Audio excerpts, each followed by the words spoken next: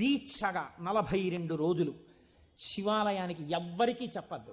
ప్రదోష వేళలో వెళ్ళి శివ ప్రదక్షిణం చేసి మీరు ఏమీ చెప్పకండి. మీరు చెప్పగలిగినంతసేపు శివాలయం అరుగు మీద కూర్చుని శివ శివ శివ శివ శివ శివ ఇదొకటే. ఒక 42 రోజులు ఈ దరిద్రాన్ని మీ కష్టాల్ని అనుభవించి చూడండి అన్నారు. మీరు నమ్ముతారా? ఆ వ్యక్తి నా దగ్గరికి వచ్చి నా జీవితంలో ఆశించని రీతిలో నా జీవితానికి ఒక కొత్త మలుపు తిరిగిందండి, నేను వరంగల్ వెళ్ళిపోతున్నాను, నేను సెటిల్ అయిపోతున్నానని చెప్పాడు. ఆ వ్యక్తే నాకు ఈ మధ్యనే మళ్ళీ ఫోన్ చేసి, కోటేశ్వరారు ఇప్పుడు నేను ఎంత ఆనందంగా ఉన్నాను అనండి, ఒక్కసారి మీరు ఏమైనా వరంగల్ వస్తారేమిటండి ఉపన్యాసాలకి, మీ దర్శనానికి వద్దాం అనుకుంటున్నాను, నేను కూడా కాకినాడ అన్నాడు.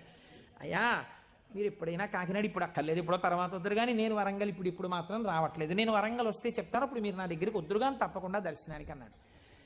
కళ్యాణి అందులో అంటారే ఏతి జీవంతిమానందో నరం వర్ష శతాదపి అంటుంది సుందరకాండ. 100 ఏళ్ళు